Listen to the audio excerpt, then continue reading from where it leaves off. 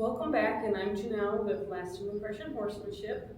And this here is Sunny. This is going to be day 2 of working with him. Yesterday we kind of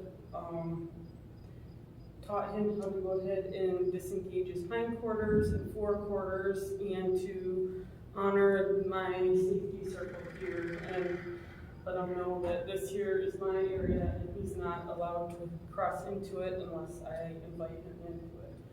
So that was kind of what we went over yesterday to kind of reiterate it, and we can go back on the YouTube channel and go and watch that previous video.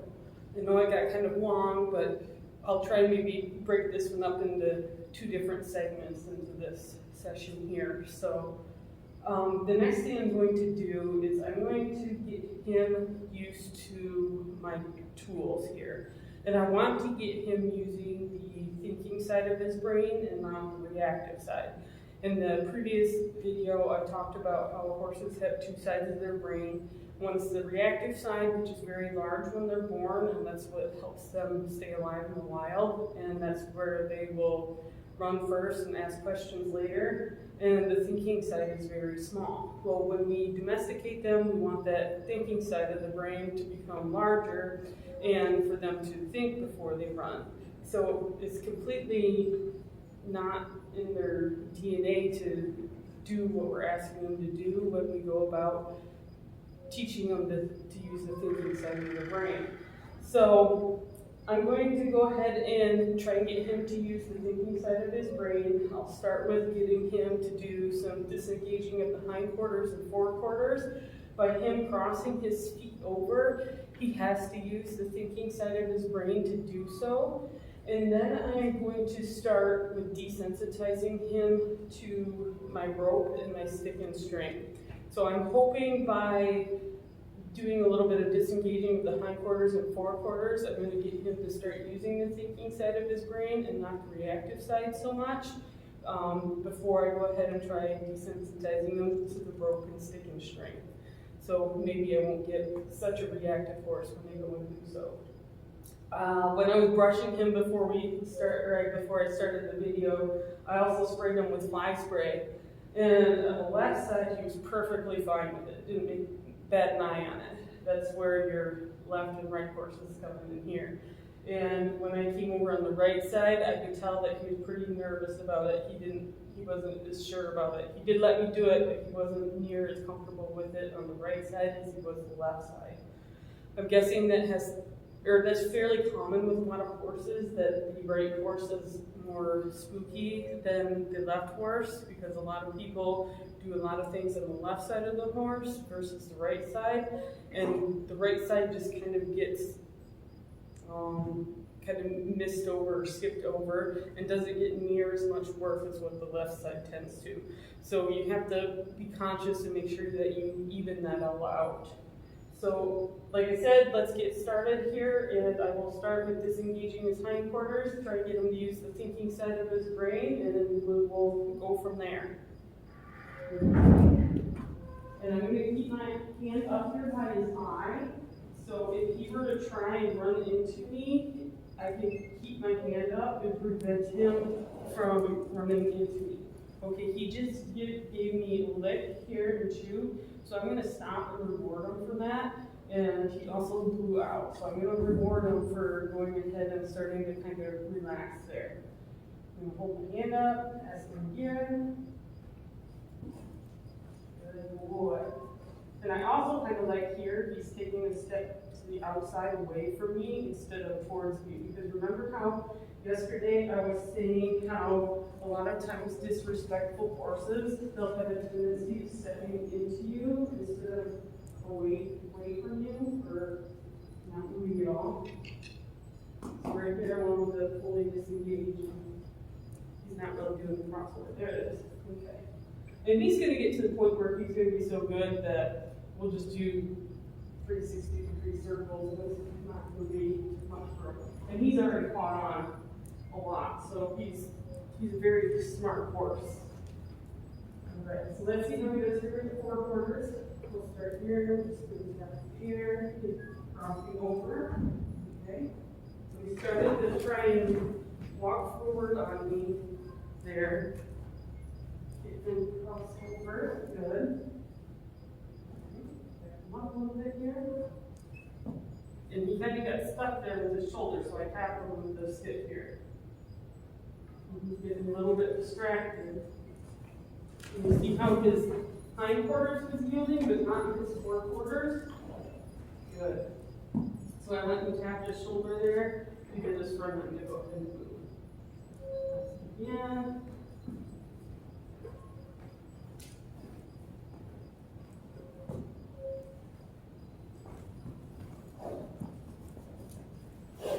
I'm going to keep up until he does a crossover, which he just did. Good. Good. So this really doesn't surprise me that he's having a harder time doing this forequarters part because he is kind of a pushy, disrespectful horse here. So that's a pretty common thing that you see when working with them.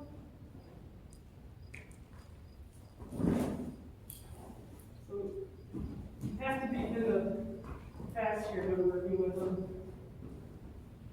And you see how he tried to go forward, and I was quick to go ahead and both his nose back and stop him, which is another reason that I like to use these rope halters, especially with the 4 knots, because it works on the pressure points on their face, and they're not able to push into you or pull you around here as bad. Oh boy.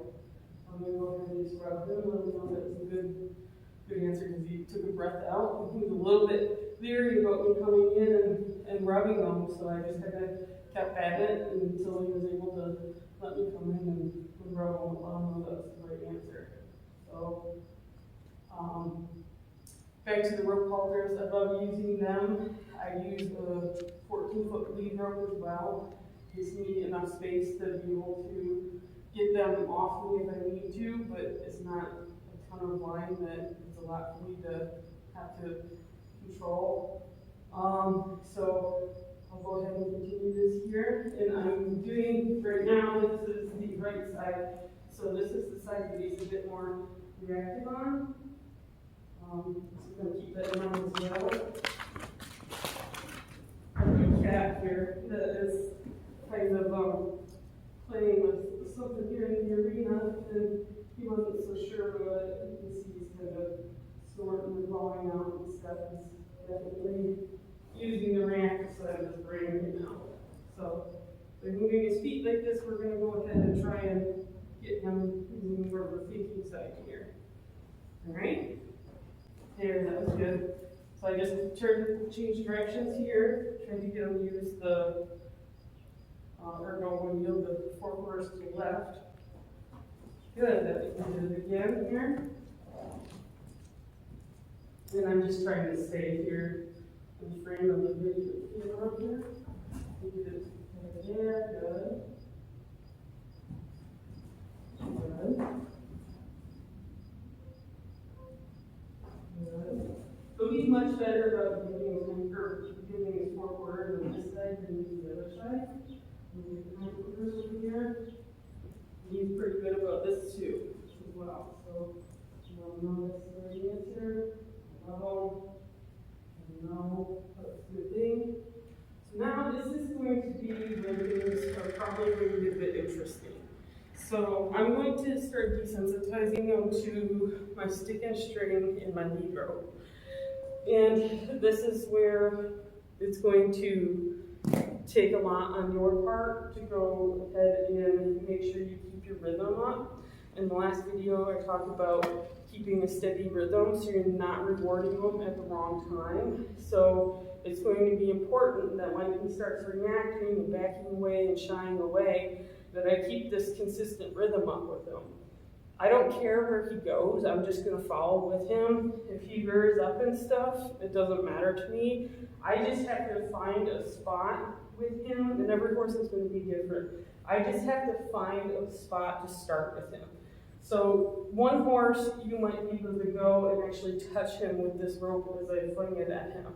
And they might be okay with that. Another horse, it might be, if I were to go ahead and throw a rope at him and actually touch him with it, he might lose his shit and totally freak out. So kind of working your way closer to the horse as you're kind of flinging a rope at him is a good place to start. So I'm going to go ahead and start here, and I don't think he'll be super reactive where he would totally freak out if I went and touched him with the rope, but I'm just going to start with just flinging the rope towards him and see what he does, and then I can always increase my pressure if I need to.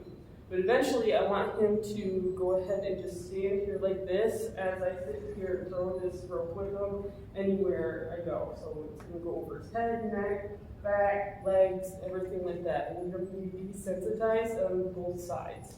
So I'll go ahead and start here. Again, I'm going to keep my hand up by his eyes to prevent him from running into me. And I'm just going to take my string and I'm just going to kind of fling it out here. Okay. And I'm just creating energy. And like I said, that didn't seem to bother him, so I'm going to go ahead and actually touch him with it. And I'm going to keep in mind that this side is the better side. It's not near as reactive as he is with the other side. So I'm just going to keep bumping 2 eyes towards me, because what that is telling him is I'm disengaging his hindquarters, and I'm letting him know that it's not okay to run away from things. He's not allowed to run away from things. He has to stay, and I'm just going to disengage his hindquarters as he's doing it. And as he continues to move, this thing is not stopping, so no matter what he does, until he stops moving his feet for about 10 to 15 seconds, this isn't going to stop.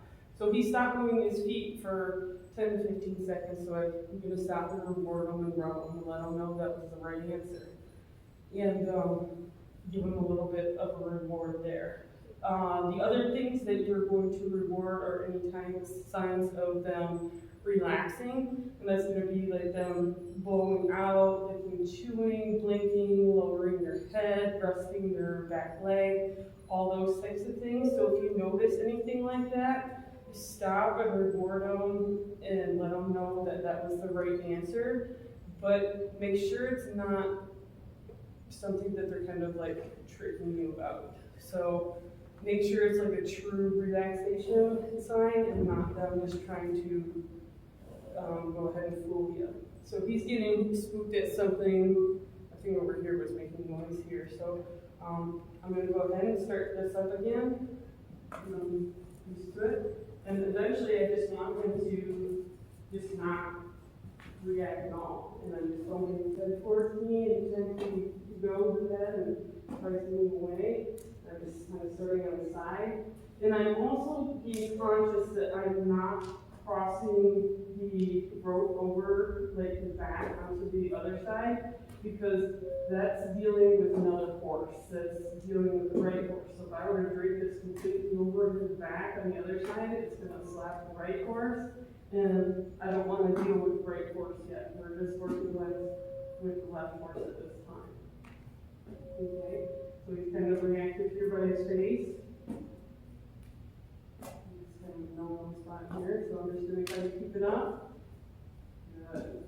And anytime you're like flinching and stuff like that, just keep going into that spot and until they're more comfortable with it and not making much of it. And you just go ahead, stop and reward them once they're standing there, and just start back up again. And so I'm just going to go ahead, continue to desensitize them. And you see how he was super reactive at first when I came up towards his face at first? And he's not near as reactive this time, and I just continued to kind of bring this rope up towards his face, and I didn't do anything different. Here we go. I'm going to go to the hindquarters a little bit, on their belly. A lot of times horses aren't a fan of their flanks being tapped either. So that's a good thing to make sure that you fully desensitize and they're not twitchy or anything like that. Good. And this isn't taking very long, and as you can full real time to go ahead and to be standing here and starting to relax about this whole thing. And always remember to go ahead and give them that reward, and let them know that that's the correct answer. And if you can get them to relax enough where they're blowing out or starting to lick and chew, that's going to be even better yet. If you can get them, once you stop and rub them and let them kind of relax and let them digest the fact that they're supposed to stand there and relax, that's going to be kind of what you're mainly looking for. He's not really doing it yet. I would like him to, but you can only get what they give you. So I'll just ask him to do or see what he does once more. Continue doing this. I'm just doing back legs too. I make sure that my horses are all really desensitized to their legs as well. I constantly have my ropes going around their legs and stuff. Because actually quite often when I'm working with my rope, I just leave it drag and it'll be wrapped around their legs and everything. It's part of kind of like more of the desensitizing process and stuff. So I'm really liking how he's standing here really good. He's not even really twitching much anymore. He's not really even paying much attention to the rope right now. He's actually looking in another direction, which is both kind of good and bad.